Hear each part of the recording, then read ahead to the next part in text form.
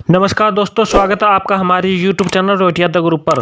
दोस्तों, जैसा कि हम पिछले 2-3 दिनों से आपको वीडियो के माध्यम से जानकारी दे रहे थे कि PSL इंडिया लिमिटेड के लाखों निवेशक भुगतान नहीं मिलने के कारण किस तरह से परेशान हो रहे हैं और इसी परेशानी को मांग पत्र के द्वारा भारत के अलग अलग राज्यों के जिलों के कलेक्टरों को 12 जुलाई 2021 को मांग पत्र सौंपने वाले हैं और वो भी किसी जान नुकसान के बिना। इसी इच्छा के साथ निवेशकों की परेशानी के लिए इंसाफ की आवाज़ संगठन से जुड़े तमाम साथियों ने अपनी मांग को कलेक्टर के सामने रखा। पंजाब ही नहीं, मध्य प्रदेश, हरियाणा, उत्तर प्रदेश सभी राज्यों के निवेशकों ने अपनी इच्छा जाहिर की तथा सरकारी अधिकारियों के सामने अपने मांग पत्र को सौंपा। चाहे वो पंजाब राज्य के मजीठा जिले के SDM हो, बरनाला के SDM हो या गुरदासपुर जिले के SDM हो। और साथ ही साथ इस मुश्किल घड़ी में उत्तर प्रदेश भी पीछे नहीं रहा। वहां के निवेशकों ने भी जेल मंत्री के सामने अपनी मांग को रखा और भुगतान जल्दी दिलाने के लिए विनय निवेदन भी किया। इस पत्र के माध्यम से निवेशकों की भुगतान संबंधी समस्या को उल्लेख करते हुए मुख्य रूप से तथ्य को निर्देशित किया है कि जहां तक प्रश्न इस बात का है कि मामला केंद्र का है और प्रदेश सरकार इस मामले में क्या कर सकती है, तो इस संबंध में हॉनरेबल अपेक्स कोर्ट के प्रकरण क्रमांक में पारित आदेश दिनांकित 2 फरवरी 2016 के पाल नॉर्थ एवं मध्य प्रदेश के निवेशकों जो प्रदेश की जनता के रूप में मध्य प्रदेश में निवारस्थ है के हित में एवं समस्या के निरासत हेतु मध्य प्रदेश में मौजूदा पल कंपनी की जब्तशुदा संपत्तियों का विक्रय मध्य प्रदेश के माध्यम से कराया जाए तथा प्राप्त फंड माननीय सुप्रीम कोर्ट द्वारा निर्मित RM लोढ़ा कमेटी को उपलब्ध कराए। मध्य प्रदेश में मौजूद पल्स निवेशकों का भुगतान प्राथमिकता दिए जाने का प्रस्ताव मध्य प्रदेश के माध्यम से सेबी लोढ़ा कमेटी अथवा विकल्प में केंद्र सरकार को भेजे जाने का निर्देश बारंबार संपादित पत्रों के में किया गया और हाल ही में संपादित क्रमांक 5 के अनुसार माननीय गृह मंत्री महोदय मध्य प्रदेश शासन के समक्ष में 11 फरवरी 2021 को उपलब्ध होकर तत्संबंध में निर्देश किया जाए, जिस पर माननीय मंत्री महोदय द्वारा प्रस्तावित भेजे जाने के आश्वासन दिया गया।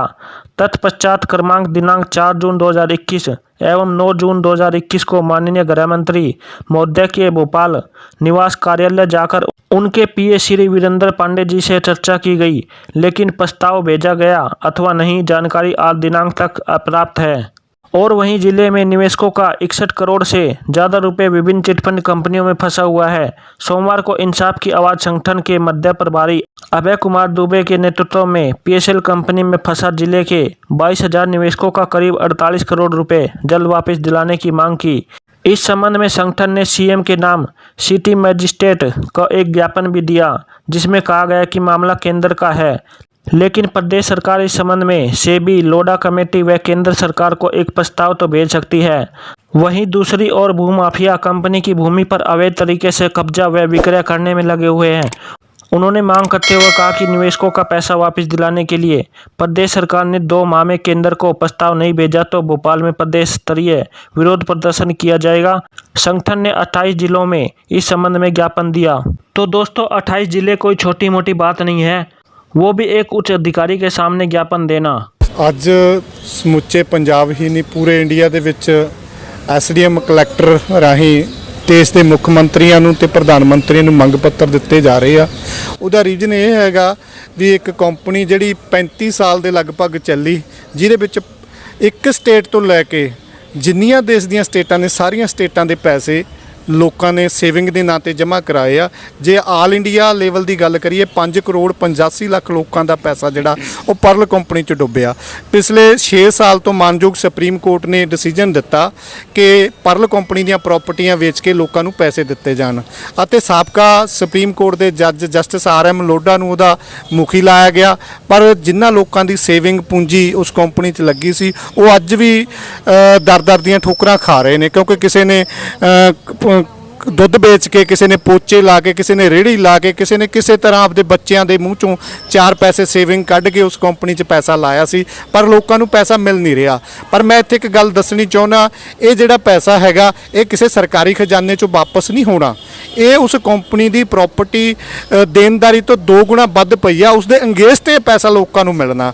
ਮਾਨਯੋਗ ਸੁਪਰੀਮ ਕੋਰਟ ਨੇ ਕਹਿ ਦਿੱਤਾ ਕਿ ਇਹਨਾਂ ਦੀਆਂ ਪ੍ਰਾਪਰਟੀਆਂ ਨੂੰ ਵੇਚ ਕੇ ਲੋਕਾਂ ਦੇ ਪੈਸੇ ਦਿੱਤੇ ਜਾਵੇ, ਪਰ ਦੁੱਖ ਨਾਲ ਗੱਲ ਕਹਿਣਾ ਪੈ ਰਿਹਾ ਇੱਕ ਮਾਫੀਆ, ਲੈਂਡ ਮਾਫੀਆ, ਪੋਲੀਟੀਕਲ ਲੋਕਾਂ ਦੀ ਸਹਿ ਤੇ ਜੇ ਪੰਜਾਬ ਦੀ ਗੱਲ ਕਰੀਏ, ਪੰਜਾਬ ਦੀ ਕਾਂਗਰਸ ਪਾਰਟੀ ਅਤੇ ਉਹਦੇ ਐਮਐਲਏਜ਼ ਤੇ ਕੁਝ ਮੰਤਰੀ ਲੈਂਡ ਮਾਫੀਆ ਨਾਲ ਰਲ ਕੇ ਪਰਲ ਕੰਪਨੀ ਦੀ ਪ੍ਰਾਪਰਟੀ ਨੂੰ ਜ਼ਬਤ ਕਰੀ ਬੈਠੇ ਆ ਅਤੇ ਉਹਨੂੰ ਅਨਲੀਗਲ ਤਰੀਕੇ ਨਾਲ ਦੱਬ ਕੇ ਅਨਲੀਗਲ ਤਰੀਕੇ ਨਾਲ ਵੇਚ ਰਹੇ ਆ, ਜਦੋਂ ਕਿ ਸੁਪਰੀਮ ਕੋਰਟ ਦੀ ਰੋਕ ਲੱਗੀ ਹੋਈ ਆ।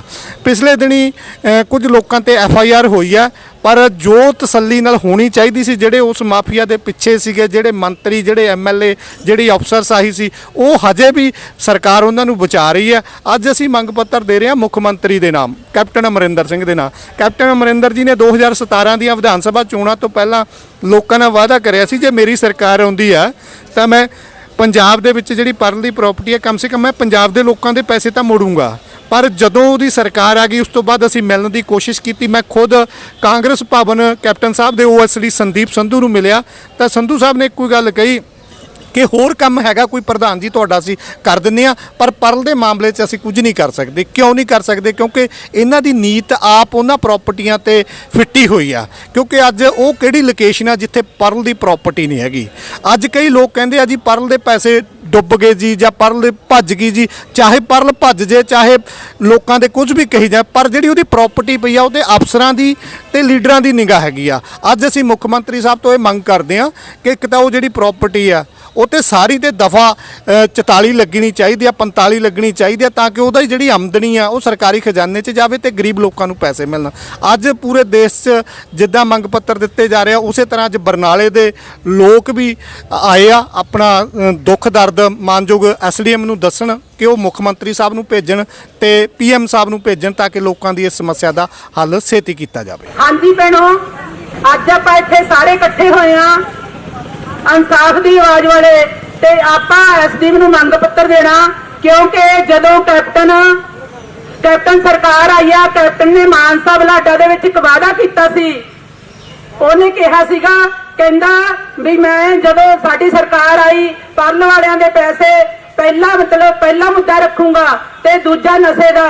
ਪਰ ਨਾ ਤਾਂ ਨਸ਼ਾ ਬੰਦ ਹੋਇਆ, ਨਾ ਪਰਲ ਵਾਲਿਆਂ ਦੇ ਪੈਸੇ ਮਿਲੇ, ਇਹ ਰੁਲਦੇ ਫਿਰਦੇ ਆ। ਭੈਣੋ ਤੁਹਾਨੂੰ ਪਤਾ ਹੀ ਹੈ। ਤੇ ਅੱਜ ਆਪਾਂ ਐਸਡੀ ਨੂੰ ਮੰਗ ਪੱਤਰ ਮੁੱਖ ਮੰਤਰੀ ਤੇ ਪ੍ਰਧਾਨ ਮੰਤਰੀ ਨੂੰ ਮੰਗ ਪੱਤਰ ਭੇਜਣੇ ਆ ਵੀ ਮੂਰੇ 2022 ਦੀਆਂ ਵੋਟਾਂ ਆਉਂਦੀਆਂ, ਸ਼ਾਇਦ ਇਹ ਜਾਗ ਜਾਣ ਵੀ ਇਹਨਾਂ ਲੋਕਾਂ ਤੋਂ ਅਸੀਂ ਵੋਟਾਂ ਲੈਣੀਆਂ। ਤੇ ਉਹ ਕਰਕੇ ਭੈਣੋ ਤੁਸੀਂ ਕਹਿ ਦਿੰਦੇ ਹੋ ਵੋਟਾਂ ਦੀ ਗੱਲ ਨਾ ਕਰੋ, ਪਰ ਆਪਾਂ ਗਲਤ ਲੋਕਾਂ ਨੂੰ ਚੁਣ ਕੇ ਉਸ ਤੋਂ ਬਾਅਦ ਆਪਾਂ ਸੜਕਾਂ ਤੇ ਹੁੰਨੇ ਆ, ਦਰਿਆ ਤੇ ਬੈਠੇ ਰਹਿਣੇ ਆ ਤੇ ਰੋਂਦੇ ਰਹਿਣੇ ਆ। ਤੇ ਆਪਾਂ ਇਨਸਾਫ ਦੀ ਆਵਾਜ਼ ਜਿਹਦੇ ਪੈਸੇ ਆ ਭੈਣੋ ਉਧਰ ਆ ਕੇ ਫੋਟੋ ਕਰਵਾ ਲਿਓ ਇੱਕ, ਤੇ ਨਾਲੇ ਐਸਡੀਐਮ ਨੂੰ ਮੰਗ ਪੱਤਰ ਦੇਣਾ। ਇਨਸਾਫ ਦੀ ਆਵਾਜ਼ ਵਾਲਿਆਂ ਦਾ ਧਰਨੇ ਦਾ ਕੋਈ ਅੱਜ ਪ੍ਰੋਗਰਾਮ ਨਹੀਂ ਹੈਗਾ, ਆਪਾਂ ਧਰਨਾ ਲਾਉਣਾ ਪੈਣਾ। ਉਸ ਤੋਂ ਬਾਅਦ ਆਪਾਂ ਦੇਖਾਂਗੇ ਕੀ ਪ੍ਰੋਗਰਾਮ ਕਰਨਾ। ਕੈਪਟਨ ਸਰਕਾਰ ਹਾਏ ਹਾਏ, ਕੈਪਟਨ ਸਰਕਾਰ ਲੋਕਾਂ ਨਾਲ ਕੀਤੇ ਵਾਅਦੇ ਪੂਰੇ ਕਰੇ। ਕੈਪਟਨ ਸਰਕਾਰ ਲੋਕਾਂ ਨਾਲ ਕੀਤੇ ਵਾਅਦੇ ਪੂਰੇ ਕਰੇ। ਕੈਪਟਨ ਸਰਕਾਰ ਹਾਏ ਹਾਏ, ਲੋਕਾਂ ਨੂੰ ਸੜਕਾਂ ਤੇ ਰੋਲਣ ਵਾਲੀਆਂ ਸਰਕਾਰਾਂ ਮੁਰਦਾਬਾਦ, ਲੋਕਾਂ ਨੂੰ ਸੜਕਾਂ ਤੇ ਰੋਲਣ ਵਾਲੀਆਂ ਸਰਕਾਰਾਂ ਮੁਰਦਾਬਾਦ। ਇਨਸਾਫ ਦੀ ਆਵਾਜ਼ ਜਥੇਬੰਦੀ ਜਿੰਦਾਬਾਦ, ਇਨਸਾਫ ਦੀ ਆਵਾਜ਼ ਜਥੇਬੰਦੀ ਜਿੰਦਾਬਾਦ। ਕਰਦੀ ਸੀਗੀ ਉਹ ਸੇਵਿੰਗ ਦੇ ਨਾਂ ਤੇ ਲੋਕਾਂ ਤੋਂ ਪੈਸੇ ਲੈਂਦੀ ਸੀ। 20 ਤੋਂ 25 ਲੱਖ ਇਨਵੈਸਟਰ ਪੰਜਾਬ ਦੇ ਆ। ਆਲ ਇੰਡੀਆ ਦੇ 5 ਕਰੋੜ 85 ਲੱਖ ਇਨਵੈਸਟਰ ਆ, ਜਿਹਦੇ ਵਿੱਚ 50,000 ਕਰੋੜ ਰੁਪਈਆ ਲੋਕਾਂ ਦਾ ਫਸਿਆ ਹੋਇਆ। ਅੱਛਾ। ਤੇ ਜਿਹੜੀ ਇਸ ਕੰਪਨੀ ਦੀ ਪ੍ਰਾਪਰਟੀ ਆ ਉਹ ਲਗਭਗ ਪੌਣੇ 2 ਲੱਖ ਕਰੋੜ ਦੀ ਆ। ਉਹਨਾਂ ਨੇ ਖੁਦ ਆਪਦੀ ਉਹ ਭਰੀ ਹੋਈ ਆ ਸਰਕਾਰ। ਤੇ ਮਾਨਯੋਗ ਸੁਪਰੀਮ ਕੋਰਟ ਨੇ 2 ਫਰਵਰੀ 2016 ਨੂੰ ਡਿਸੀਜਨ ਦਿੱਤਾ ਸੀ ਵੀ ਇਹਨਾਂ ਦੇ ਇਨਵੈਸਟਰ ਨੂੰ ਜਿਹੜੇ ਪੈਸੇ ਆ ਉਹ ਸੇਬੀ ਦੇ ਥਰੂ ਚੀਫ ਜਸਟਿਸ ਉਹਦਾ ਚੇਅਰਮੈਨ ਲਾਤਾ ਲੋਧਾ, RM ਲੋਧਾ, ਤੇ ਪੈਸੇ ਮੋੜੇ ਜਾਣ। ਪਰ ਹਾਲ ਤੱਕ ਪੈਸੇ ਨਹੀਂ ਮੁੜੇ। ਇਹਨਾਂ ਦੀ ਪੰਜਾਬ 'ਚ ਪ੍ਰਾਪਰਟੀ ਬਹੁਤ ਪਈ ਆ, ਲਗਭਗ 10,000 ਕਿੱਲਾ। ਠੀਕ। ਤੇ ਪਿਛਲੀ ਇਲੈਕਸ਼ਨ 'ਚ 17 'ਚ ਕੈਪਟਨ ਅਮਰਿੰਦਰ ਸਿੰਘ ਜੀ ਨੇ ਇਹ ਗੱਲ ਕਹੀ ਸੀ ਵੀ ਜੇ ਸਾਡੀ ਸਰਕਾਰ ਆਉਂਦੀ ਆ ਅਸੀਂ ਇਹਨਾਂ ਦੀਆਂ ਪ੍ਰਾਪਰਟੀਆਂ ਵੇਚ ਕੇ ਪੰਜਾਬ ਦੇ ਲੋਕਾਂ ਦੇ ਪੈਸੇ ਦੇ ਦਿਆਂਗੇ। ਉਸ ਤੋਂ ਬਾਅਦ ਕੈਪਟਨ ਸਾਹਿਬ ਨੇ ਕੋਈ ਧਿਆਨ ਨਹੀਂ ਦਿੱਤਾ, ਸਗੋਂ ਪਰਲ ਦੀਆਂ ਪ੍ਰਾਪਰਟੀਆਂ ਸੁਪਰੀਮ ਕੋਰਟ ਦੀ ਰੋਕ ਦੇ ਬਾਵਜੂਦ ਅਨਲੀਗਲ ਤਰੀਕੇ ਨਾਲ ਵਿਕ ਚੁੱਕੀਆਂ ਨੇ। ਮਾਨਸਾ ਦੇ ਵਿੱਚ 100 ਕਿੱਲਾ ਜ਼ਮੀਨ ਵਿਕ ਗਈ, ਜਿਹਦੀ ਐਸਪੀਡੀ ਨੇ ਇਨਕੁਆਇਰੀ ਕੀਤੀ, ਉਹ ਇਨਕੁਆਇਰੀ ਨੂੰ ਦੱਬ ਲਿਆ। ਫਿਰ ਮਾਨਯੋਗ ਡੀਸੀਸੀ ਅਪਨੀਤ ਰਿਆਤ ਉਹਨੇ ਇਨਕੁਆਇਰੀ ਖੁਦ ਕਰਵਾਈ, ਉਹਨੇ ਗਾਈਡਲਾਈਨ ਵੀ ਦੇਤੀ, ਲੀਗਲ ਡੀਏ ਨੇ ਓਪੀਨੀਅਨ ਵੀ ਦੇਤਾ ਵੀ ਇਹਨਾਂ ਦੋਸ਼ੀਆਂ ਤੇ ਪਰਚਾ ਦਿੱਤਾ ਜਾਵੇ। ਹਾਲ ਤੱਕ ਉਹ ਦੋਸ਼ੀ ਕਿਸੇ ਮੰਤਰੀ ਤੇ ਐਮਐਲਏ ਦੀ ਸਹਿ ਤੇ ਬਾਹਰ ਨੇ। ਇਸੇ ਤਰ੍ਹਾਂ ਪੂਰੇ ਇੰਡੀਆ ਦੀਆਂ ਪ੍ਰਾਪਰਟੀਆਂ ਨੇ ਜਿਹੜੀਆਂ ਉਹ ਖੁਰਦ-ਬੁਰਦ ਹੋ ਰਹੀਆਂ ਨੇ। ਇਨਵੈਸਟਰ ਦਾ ਪੈਸਾ ਮੁਸ਼ਕਲ ਨਾਲ ਹੀ ਮਿਲੂਗਾ, ਕਿਉਂਕਿ ਸਰਕਾਰੀ ਖਜ਼ਾਨੇ 'ਚੋਂ ਤਾਂ ਕਿਸੇ ਕੰਪਨੀ ਦਾ ਪੈਸਾ ਅੱਜ ਤੱਕ ਨਾ ਮਿਲੇ। ਕਿਉਂ ਸਰਕਾਰੀ ਖਜ਼ਾਨਾ ਕਿਉਂ ਦੇਊ? ਪਰ ਉਸ ਕੰਪਨੀ ਦੇ ਕੋਲੇ ਜਿਹੜਾ ਕੁਝ ਹੈਗਾ ਉਹਦੇ ਅਗੇਂਸਟ ਵੀ ਅੱਜ ਲੋਕਾਂ ਨੂੰ ਪੈਸਾ ਨਹੀਂ ਮਿਲ ਰਿਹਾ। ਅਸੀਂ ਤੁਹਾਨੂੰ ਬੇਨਤੀ ਕਰਨ ਆਏ ਆ, ਇਹ ਥੋੜੇ ਜਿਹੇ ਲੋਕ ਆਏ ਆ ਵੀ ਇਹਨਾਂ ਦਾ ਪੈਸਾ ਜਿਹੜਾ ਕੈਪਟਨ ਅਮਰਿੰਦਰ ਸਿੰਘ ਨੇ ਵਾਅਦਾ ਕੀਤਾ ਸੀ ਉਹ ਇਹਨਾਂ ਨੂੰ ਦਿੱਤਾ ਜਾਵੇ। ਬਾਕੀ ਤੁਸੀਂ ਆਪ ਵੀ ਇਹਦੇ ਤੇ ਹੋ।